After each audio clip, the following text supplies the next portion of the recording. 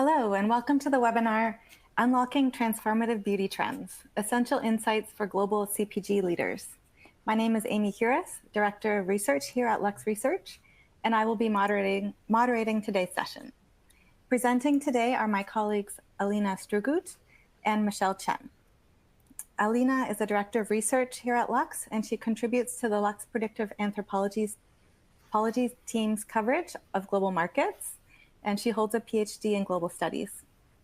Michelle Chen is an anthropologist at on the Lux Predictive Anthropology team as well, where she contributes to consumer research with a focus on markets in the US and China. Michelle holds a PhD in communication studies. So throughout the webinar, all of the listeners here can type any questions you have into the question box on your screen. Time permitting, we will answer all of the questions that we can.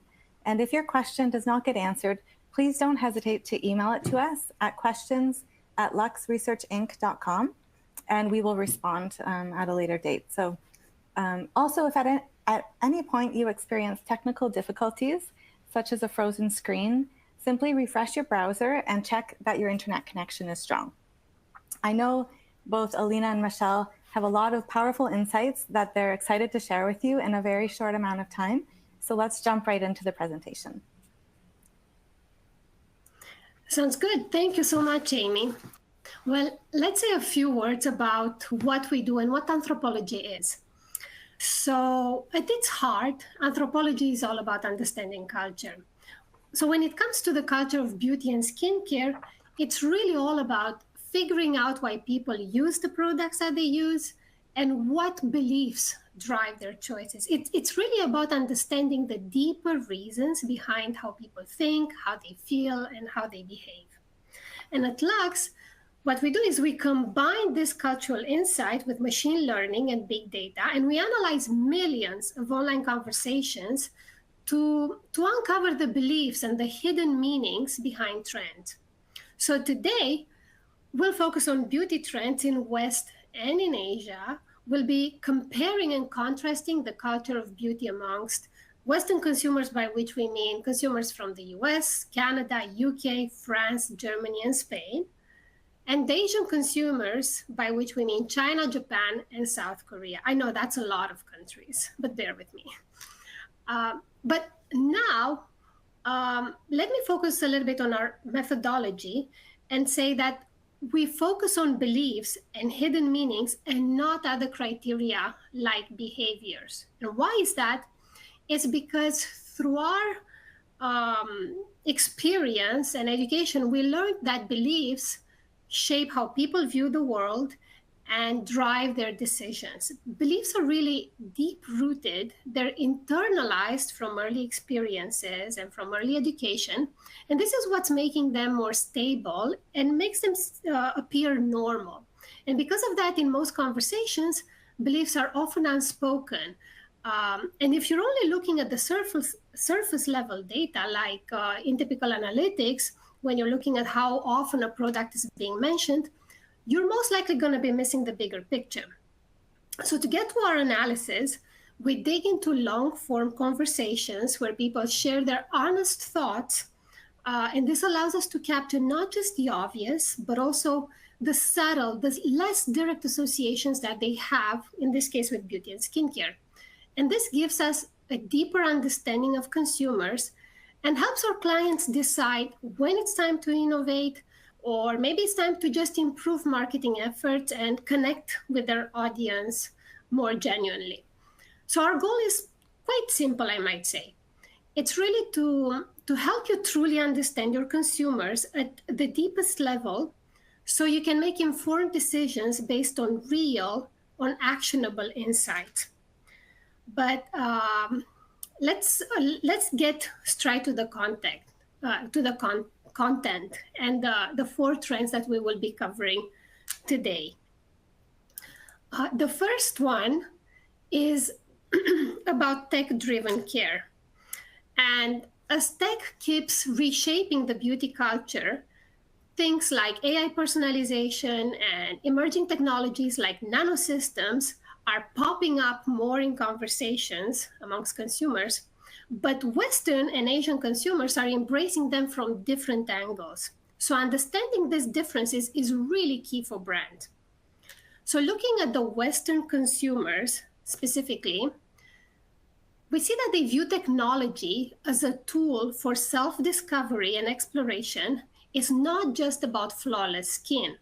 So what they want is to understand their skin's unique characteristics and to uncover why their skin behaves the way it does. So AI-driven solutions are a big part of this. Take, for example, someone whose skin changes unpredictably because of stress, because of hormones, because of seasonal shifts. So instead of following a generic advice, they turn to AI tools like smart mirrors or skin analysis apps because these tools provide them with real-time insights and it helps them figure out how their skin reacts to different factors. So it's not just about getting a recommendation for them. It's about understanding the why behind their skin's behavior. And the why is what matters to them because really this empowers them to make smarter decisions and choose products that truly fit their evolving needs. And this gives them confidence and control over their skin. So not surprisingly, health is also a big concern for Western consumers, and they're intrigued by innovations like nanotechnology for things like anti-aging or acne, but they want transparency. Western consumers care about how these new advancements impact their well-being, not just how they make them look. So what's the opportunity for brands, for Western brands in this space? Well, the key here is to highlight the health benefits of these tech solutions while helping consumers explore and understand their unique skin characteristics. So be transparent, educate the consumers, and make sure that they feel confident in their choices. This is simply how you win in Western markets. Now, I'll pass it on to Michelle so that she can focus on the Asian perspective. Yeah, thanks, Alina. So we are looking at Asian consumers. Personalization for them isn't really about experimenting. It's about having visible, tangible results that boost their confidence, that give them a sense of achievement. So this is a group of consumers who know what they want, and they have very clear, specific beauty goals, and they want this kind of tech-driven skincare to deliver exactly what they need. So let's take South Korea and Japan as an example. So there is a big emphasis on preventative skincare, especially around aging. So consumers there are talking about using AI-powered tools to monitor their skin, to understand how their routine is working, and thereby fine-tuning their regimen to achieve the best results. So they're also using AI-powered tools, AI facial devices to bring customized professional level treatment into their homes. So they really want to make skincare easier and more accessible and more effective. And when it comes for nanosystems, Asian consumers are fairly open to innovations that enhance the power of skincare regimen that supercharge active ingredients. But there is a certain level of cautiousness, especially in China, so where consumers are really concerned about the potential health risk associated with skincare products. So to protect themselves against harms, so Chinese consumers often lean towards established brands where they feel like they can trust, so to really educate and guide them through the field. So for brands that want to really explore the Asian market, we think it's key to highlight cutting-edge technologies and explaining how it delivers tailored solutions in a safe and effective way. Yeah, so back to you, Alina. So next, let's dive into our second trend, which is safety and sustainability. And we see that as consumers demand more transparency, brands need to step up. And we'll see how this trend differs again between Western and Asian markets and where the opportunity lies. So when it comes to beauty and personal care, Safety and sustainability are more than just trends in Europe and North America. They're part of a larger movement that's built on trust and transparency. So Western consumers want more than just products that claim to be natural, organic, or plant-based. What they want is control over what goes on their skin, and this means that they do their own research. So one of the biggest challenges that they're facing is really figuring out which brands are truly committed to clean beauty versus those that are using it as a marketing ploy. So these consumers dig deep. They want to check every ingredient. They're researching behind practices. They're turning to platforms like NK Beauty or EWG Skin Deep to cross-check ingredients for safety. And they're not satisfied with vague claims. What they need is proof.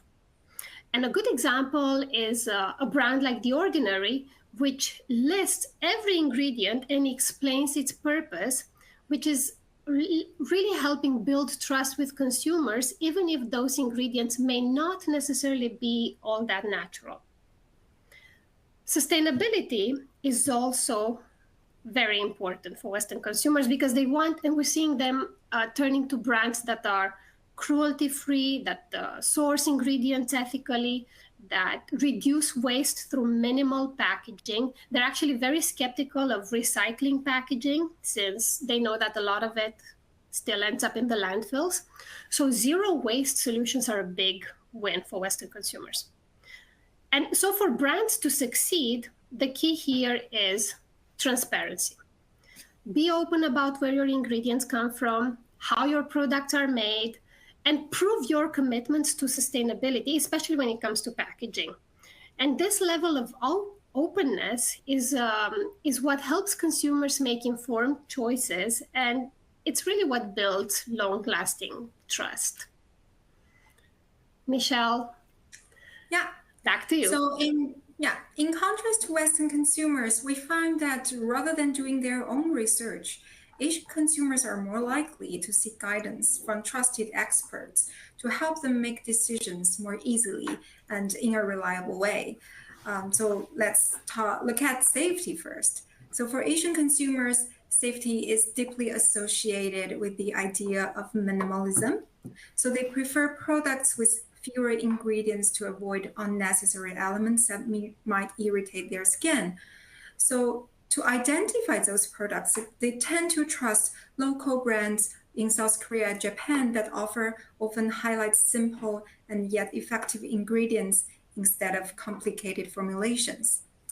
And in China, what we have seen in recent years is medical grade skincare is becoming increasingly popular by offering certified high quality ingredient that is simple and effective. So again, this idea of coming from trusted brand, coming from authorities, it's really play a role here.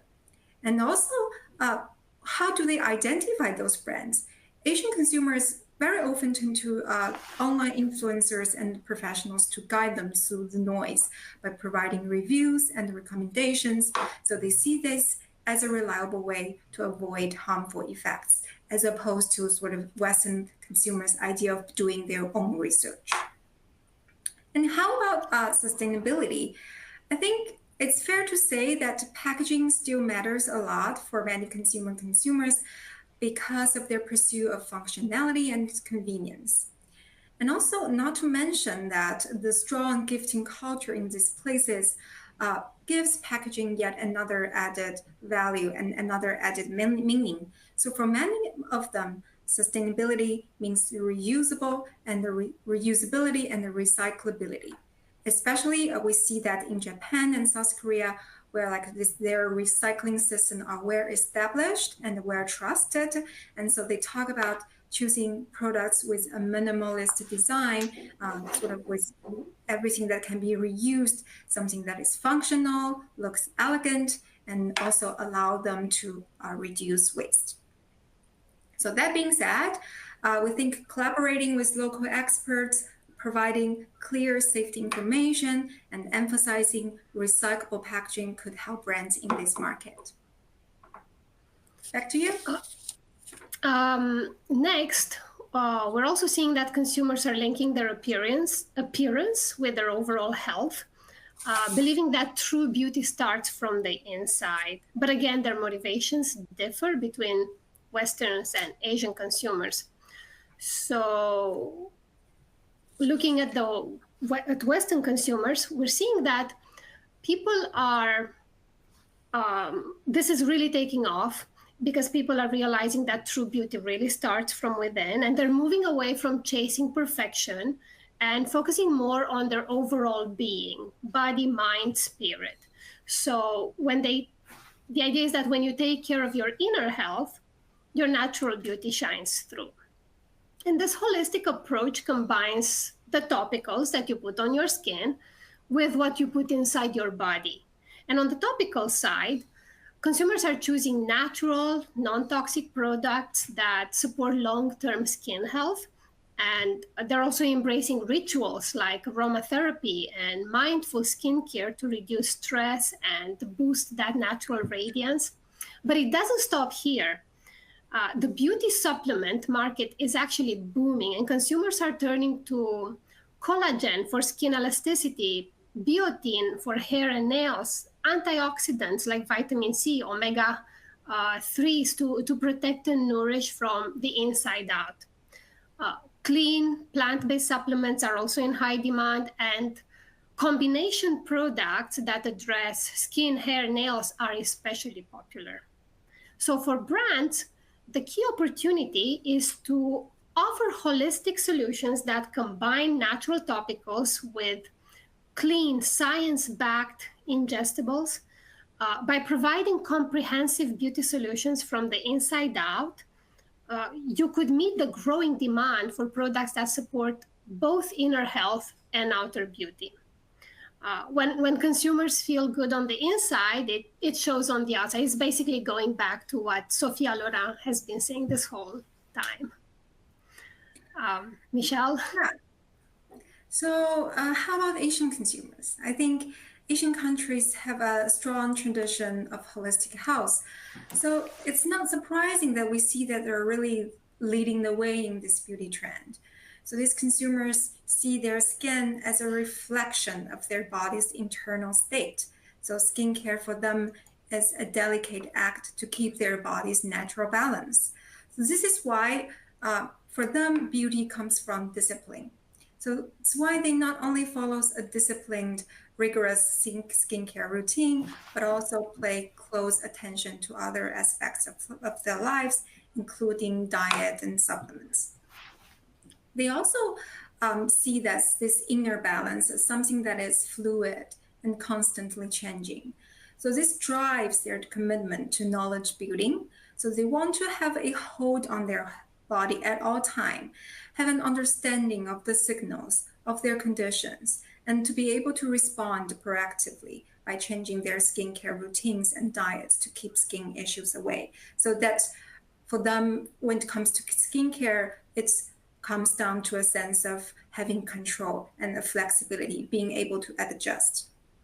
So because that this perspective is deeply rooted in traditional medicine, they are more likely to choose ingredients that have been long used in their culture, from food to herbal medicine and other functional ingredients like pearl powder or ginseng. So they want to leverage this time-tested knowledge to nourish healthy skin and help combat skin issues such as acne, hyperpigmentation, and irritation. So we suggest that to succeed in this market, incorporate functional ingredient, active ingredients sourced from this well-known medicinal plants, medicinal ingredients, could be the one way to go. And the other way is to offering topical and edible products that can be easily adjusted and matched. So we found this kind of products also very appealing to these consumers. So here comes our next trend. So finally, let's turn to gender neutral beauty. This is all about skincare products made for all genders, focusing on the benefits that anyone can enjoy rather than just targeting men or women specifically. But again, while consumers are turning to similar products, their motivations differ. And different motivations often translate into different marketing opportunities for brands. So looking at the Western consumer, the draw of towards gender-neutral skincare comes from wanting to break away from traditional gender stereotypes that have been part of the beauty industry for so long.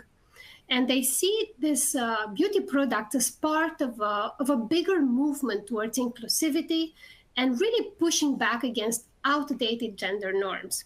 So it's political for them. And by choosing gender neutral skincare, they're making a political statement about the values and celebrating the freedom to express themselves without being boxed into labels. But it's not just about making a point. Western consumers also love how simple and versatile gender neutral skincare can be. And in a time when mental health and well-being are a priority, many people appreciate the ease of using products that do multiple things at the same time. And it cuts down on clutter, it reduces the stress of a complicated routine. Plus, these products take the guesswork out of skincare. They offer them straightforward solutions that work for everybody. And this also makes it more convenient and accessible, which is especially appealing to those who value simplicity and efficiency in their life. So for brands trying to expand on Western markets, the opportunity really lies in creating convenient, multifunctional products that work for a wide range of skin types. Michelle? Yeah. And as for Asian consumers, we notice that while their behaviors might manifest in a similar way as to Western consumers, their interest in gender-neutral skincare is different. So it's less about challenging societal norms, but more about self-care and artistic self-expression. So in countries like South Korea and Japan, and I think more and more so in China as well, like having glowing skin is something that's highly valued for both men and women. So they see sort of gender neutral skincare as a way to achieve a healthy, radiate complexion without the limitation of gender specific standard or products. So instead of like choosing targeted products for men or women, these consumers are drawn to skincare products that focus on skin types, conditions, and concerns that I think affect all gender equally, such as dryness and eye acne, aging, or even sensitivity. And I think we also can't ignore the influence of K-pop in this space. K-pop idols have really pushed forward genderless cosmetics, especially among young Asian consumers. So they love these products because they remove the limitations about gender-specific beauty and allows them to create a look that lets their beauty shine through. So for them, gender-neutral beauty is about feeling beautiful and expressing themselves artistically without being confined by traditional gender roles. So because of that, we think brands that want to explore this market can focus on functionality of their products and how they can be easily fitted into different beauty routines, different kind of lifestyles to enhance their look. Yeah, back to you. Moving on, let's break down where the shifts fall on the maturity curve. And since we're looking at Western and Asian consumers, we decided to plot the values for US and China as a representative of this market. So the maturity curve tracks how much people agree on a particular topic over time. So for example, if we look at beauty from within in China, like right in the upper corner of that grayish area, we see that it's at 40.7% on the curve. And this means that, simplifying it, that roughly 41 out of 100 Chinese people have a similar view on beauty from within, while the other 46 have different opinions. Now, understanding how much people agree on a topic is really crucial for your business because it helps you figure out if it's a good time to introduce something new, or if it's too soon, or if you've already missed the boat. And each phase comes with its own risks and rewards. And knowing this helps you plan your strategy. So looking at the 5 shifts, we see that tech, care, and gender neutral are all in the early consensus stage. That is in both in China and in the US. And in early consensus, people have mixed opinions. And this is making it hard to predict what will catch on exactly. And this uncertainty means that new products and services might not hit the mark, unfortunately. But the upside is that businesses in this phase can shape the conversation and educate consumers, thus getting ahead of trends and positioning themselves as innovators. So, for example, a company that's focusing on new AI capabilities in skincare should focus on could focus on educating consumers about its benefits and quality. They could use marketing tools like infographics and testimonials, so on.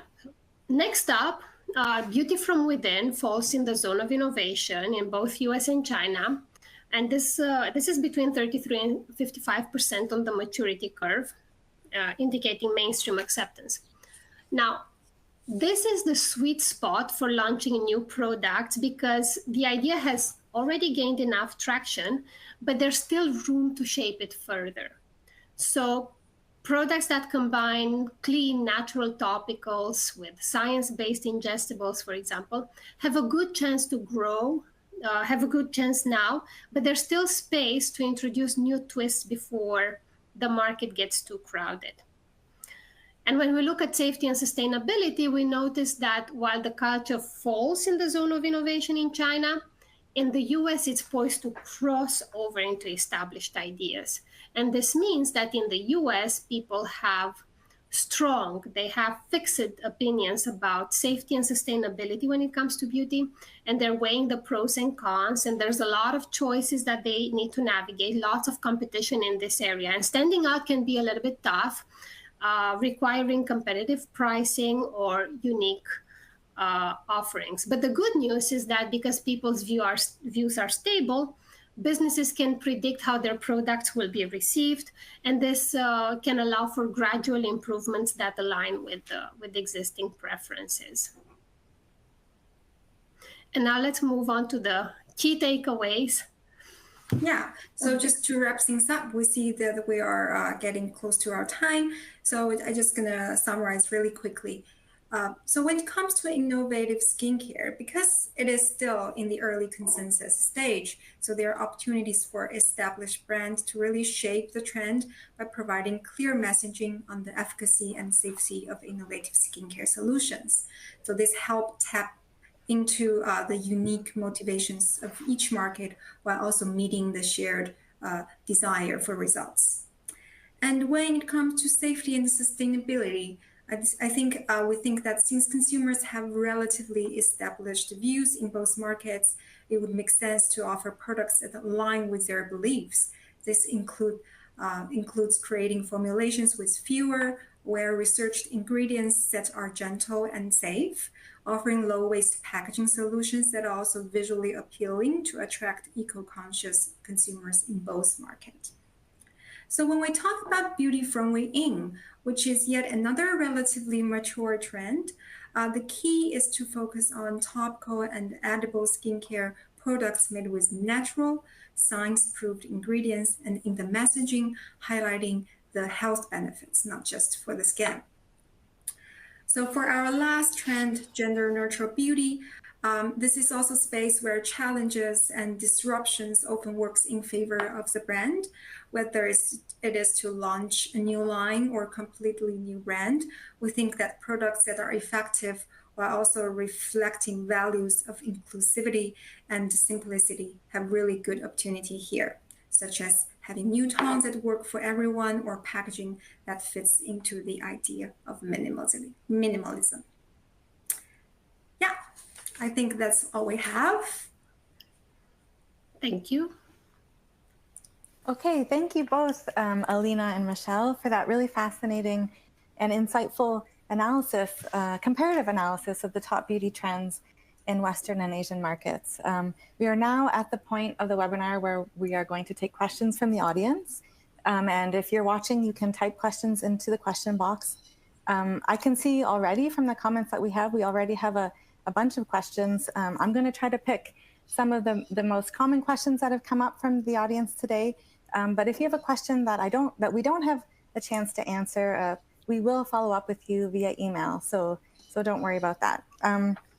Okay, so having looked through, I think we're getting a lot of questions surrounding natural versus synthetic. And so we'd like you to talk a little bit more about what consumers think makes a synthetic ingredient safe. Yes, of course, I can take this one. Well, consumers love doing their homework and they read labels, they're checking out brands, and while they're excited about all natural ingredients, they also worry that these products might not work that well, or their shelf life might not be that long. They could spoil before they're used up. And this is why many are open to synthetic ingredients. But there's a catch. Like, they are open to it as long as they know what's in them and they feel safe using them. And for brands, this is really all about transparency, really. It's transparency and educating consumers. Take The Ordinary, for example. They build trust by listing and explaining every ingredient clearly. So even if it's synthetic, as long as they know what they're putting on their skin and into their bodies, consumers are more likely to associate it with safety. Awesome. Thank you, Alina. And the second question here I see coming up, a lot of questions around personalization. And maybe Michelle, could you speak a little bit more about the intersection between outside influences and individual expression when it comes to personalization and skincare? Yeah, this is a very interesting question. I think it's true that that we have two trends seem to have some tension between each other. On the one hand, there's growing interest in self-expression and sort of uniqueness in everyone's beauty. But on the other hand, we see how experts or influencers are becoming very popular on social media. I think it's the same in the West and in Asia countries. But I think from what we have seen in the data, like the deep motivation is actually the same. So what consumers really want is to be able to express themselves freely, like to showcase their unique beauty without constraint and hesitations. So, and they turn to influence for two key reasons. One is for validation. So seeing others setting an example gives them the courage and a sense of empowerment to embrace their own style. So they're not exactly repeating what they do, but they are finding the source of encouragement in them. And also, the second reason is for education. So they are learning about beauty hacks on platforms like TikTok to learn about how to express their beauty in their ways they really want. So again, I think this creates an interesting interaction between individuality, between personalization, and yet sort of kind of outside-driven trend of influencer. And I think this applies to both markets here. Yeah. Thank you, Michelle. Question? Yes, I think it does. So that's all the time we have. That concludes our webinar for today. Thank you to everyone who participated, to our hosts, Alina and Michelle, to the audience that asked questions. The slide presentation and recording from this webinar will be sent to all attendees via email today. And after leaving the webinar, you will be prompted to complete a survey on today's presentation. We would appreciate any feedback that you may have to help inform and improve future webinars. Please take a moment to check out our upcoming webinars. Thanks for joining us and have a great day. Thank you. Thanks so you. much, Amy.